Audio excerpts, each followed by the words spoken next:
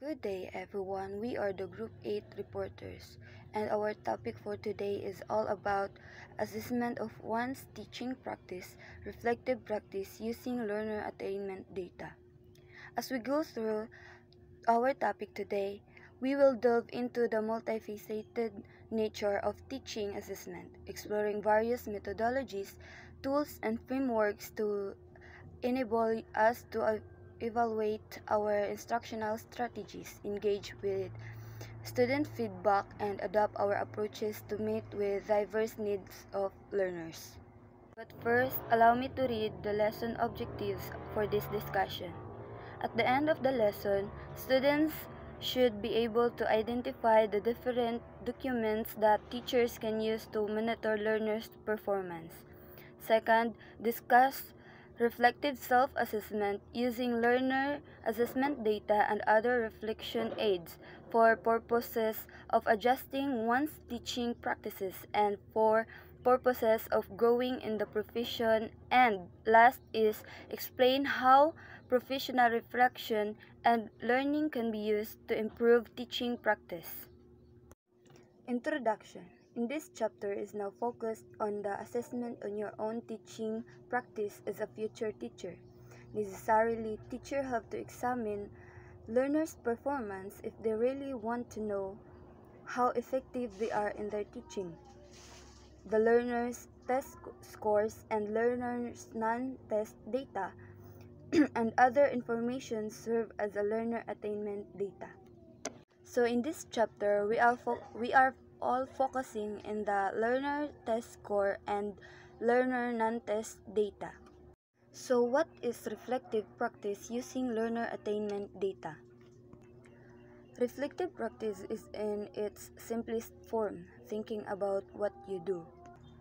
It is closely linked to the concept of learning from experience, in that you think about and monitor what you did and what happened and decide based on that what you would do differently next time. The reflective practice for teachers whose main task is to teach and to analyze data that reveal if they are teaching effectively or not, as proven by learners' learning expressed in learners' test scores derived from traditional assessment or in non-test data shown in learners' products, processes performed, and changes in attitude, values, and motivation, authentic and performance assessment. Learners' test scores. There's 8 types of our learners' test scores, but before we will go through that, let me first read what is our learners' test scores. Learners' test scores refers to the result or outcomes of assessment that measures a learner's performance, understanding, and skills in a particular subject or course. These test scores provide valuable information about a student's academic progress, strengths, areas for improvement, and level of achievement. Our first test scores is raw scores. A raw score represents a total number of correct answers or points a student earned in a test or assessment without any adjustments or transformation. So that is the example of our raw scores. So another example for raw score is if a student is answered 50 out of 100 question correctly, they would receive 50 in a raw scores. So second is percentage score. When we say percentage scores is calculated by dividing the number of points earned by the total possible points and multiplying by 100. It indicates the proportion of correct answers relative to the total possible score. So in the picture below, that is the example of our percentage score. Next is standard score or Z-score. A standard score, also known as z-score, reflects a student's performance in relation to a mean and standard deviation of the test population. It provides information about how far a student's score deviates from the average. So in the picture below, that is the example of how to solve our z-scores or standard scores. Next is our percentile rank. A percentile rank indicates the percentage of scores that fall below a student's scores. For example, a student at the 75th percentile performed better than 75% of the test takers. So, in the picture below, that is the example of our percentile rank. So, it is useful tool for comparing individuals' performance within a group or population. Grade equivalent scores. A grade equivalent score compares a student's performance to typical grade levels. It indicates the grade level at which a student's performance is similar to the average performance of students at that grade level. So, the picture below is the example of the grade equivalent score. However, it's important to understand that grade equivalent score can be misleading. It's interpreted as grade placement. They are derived from norms and represent the average performance of students at particular grade level rather than mastery of a specific content. Therefore, it's crucial to interpret them alongside other assessment data to gain a comprehensive understanding of a student's ability and needs.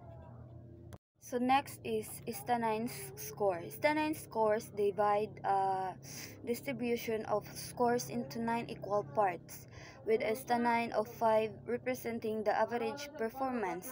Stanine scores provide a broad categorization of performance level. So in the picture below, that is the example of our Stanine score, which is 1 to 3 is the below average, 4, 5, 6 is the average, and the above average is 7, 8, and 9. They are most effective when used in conjunction with other assessment measures and should not be the sole basis for making educational decision. So next one is our scaled score. When we say scale score, is a transformed score that adjusts for variations in test difficulty across different versions or administrations of a test. It allows for fair comparison of performance. So in the picture below, that is the example of our scale score. So scaled score are particularly useful because they provide a more accurate representation of an individual's performance relative to the entire testing population. They also allow for the aggregation of scores from multiple sections or subjects into a single composite score, facilitating comprehensive score reporting and analysis. Lastly is diagnostic score. When we say diagnostic score, it is provide detailed information about a student's strength and weaknesses in specific skill areas, helping educators tailor instruction to address individual learning needs. Diagnostic scores may be used to inform instructional planning, tailor interventions to students' specific needs, or monitor progress over time. So the picture below is the example of our diagnostic test scores. So here's the breakdown for the report. So tests are useful, but they don't tell the whole story.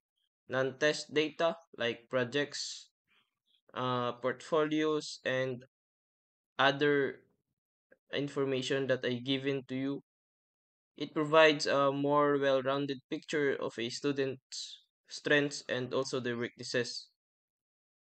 And also, By combining these two, the test scores and also the non-test data, teachers can create a more effective learning environment. They can create a stronger foundation, increase confidence to students, and also a overall successful to a student. So non-test data and also a test data is a powerful tool that empowers teachers to personalize instruction, support individual needs, and also a ultimate and to improve student outcome for a richer learning experience. So these are some example of a non-test and other information. First example is the projects. So projects are typically created so that students may produce a product of some sort, putting many of the skills they have learned in the course to use. So courses often to have projects where students create something like a presentation or a model. These projects let students use all the skills they've learned throughout the course. And also, project assignments are typically assigned early in the course and have deadline at the end of the quarter. So the second is homework. So homework is an organized practice, the task that is typically included in the graded process. So to free up class time for some practical work, teachers will occasionally assign readings or other homework that addresses the theoretical components of the course. So homework is also called an assignment. So assignment or homework is a structured practice assigned outside of class time. It often contributes to a student's final grade. Teachers may use homework to solidify also the theoretical concept learned in the class, allowing them to dedicate class time to more hands-on to their activities. So the third one is debate. So by using debate as a technique for evaluation, teachers can better understand students' knowledge, critical thinking, communication, and teamwork abilities and get a more complete picture of the learning. So debate is also can be powerful tools for teachers to assess students' learning beyond traditional tests. So number one, for including the debate is the students' knowledge about the subject. So debate requires students to research and understand the topic thoroughly to form a strong argument. So second, that can help the students is their critical thinking because students need to analyze information, identify strengths and weaknesses in opposing viewpoints, and build their own legal arguments. So, overall, by evaluating these skills during a debate, teachers gain a more well rounded picture of a student's learning compared to just a written test. So, the fourth one is games. So, games is teachers give pupils enjoyable exercises to practice and review material. And according to academics and developers, games draw players in and encourage complex thought and problem solving. So teachers are increasingly using games to make learning fun and engaging while also promoting critical thinking. So also teachers give students more engagement to their learning. So also games can be intrinsically motivating, making students excited to participate and learn. Also, games can also be practice and also be a review. Educational games can provide a fun way for students to practice and solidify concepts learned in class. And also, games can be complex thinking. Many games require players to solve problems, think strategically, and make decisions under pressure, all of which are valuable cognitive skills for the students. So, will be an approach is supported by research and also the game developers who see the potential for games to not only entertain but also challenge the students intellectually. So the fifth one is the portfolio. So portfolio are compilations of the work and products of students. They need to include the best pieces from their entire collection of work, much like a photographer's portfolio. So portfolio also a collection of students' work. So portfolio can also be encourage students to take more ownership and responsibility over the work over the learning process. So also portfolio is a collection of student work. It's a curated selection of students' projects, assignments, writings, and other creations. So also portfolio is showcasing the best work of a students, similar to a photographer's portfolio. It highlights the students' strongest pieces that demonstrate their learning and progress. So the next one is the anecdotal records. So anecdotal records are short written notes or records that captures a moment in time and describe what a kid says or does during routines and activities in the classroom. One method teachers might use to understand more about child's growth and learning process is to use a anecdotal record. So anecdotal record is a brief written record or note na snapshot in time documenting what child says or does during classroom activities and routines. Also, anecdotal records can also be a learning process by the children. They can reveal how a student is grasping concepts and areas they excel in and where they might need additional support. Also, it helps the students their development. They can track students' progress over time, not just academically but also socially and emotionally. And also, it needs the students their individual needs by observing a student's interactions and behaviors. So, by anecdotal records, the teachers can gain a better understanding of their individual learning styles and needs. So, overall, anecdotal records are a powerful tool for teachers to gain a more comprehensive pictures of a child's growth and learning journey. So the next one is class participation. So involvement in class is important for gaining the benefits of learning, despite the fact that it might occasionally be scary to students. But that actively participate in the subject matter are encouraged to generate ideas, and they are compelled to support their claims with evidence. In other words, it inspires pupils to learn effectively. So, class participation is also refers to a student active involvement in the learning environment. It goes beyond just physically being present in class, but also mentally present. So, class participation can also be actively engaging with the material. So, here's why.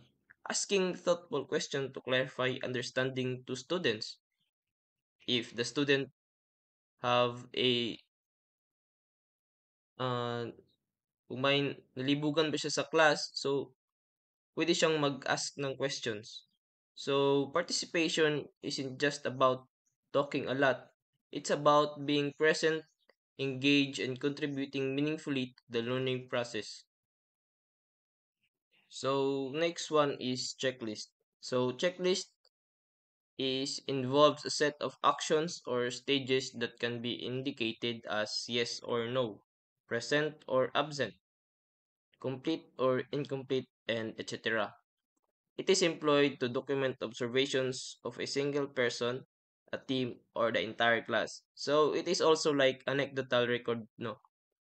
So checklists are simple tool used in a non-test assessment to record or observation. They function like a to-do list, but instead of tasks, they list specific actions, behaviors, or skills. So checklist may contain a structured and clear, a versatile application, and also easy data collection. So checklist is a tool in non-test assessment because they provide a structured and clear way to document observations, offering valuable insights into student learning beyond traditional tests. So the last one is the interview. So interview refers to a meaningful conversation, fact-finding, introduction, evaluative and instructive goals are the main goals of interview. So interview in non-test structured conversation used to gather information about students' learning and understanding. It's different from a casual chat because it has specific goals. So, what are the goals of interview? It is fact finding because teachers can use interviews to uncover students' thought process, identify areas and confusion, and also to gauge the students in their depth understanding on the topic. So, also interview can be evaluative. So, interview can be used to evaluate students' learning progress, their ability to communicate their knowledge, and also their critical thinking skills. And also, interview is an non-test assessment offer a valuable way for teachers to gain a deeper understanding of a student's learning journey beyond what a test score can reveal. So here's a recap of our topic for today. By strategically incorporating these non-test data points, educators can gain a richer understanding of their students' strengths, weaknesses, and learning styles. This allows for more personalized instruction, targeted interventions, and ultimately improve students' outcome.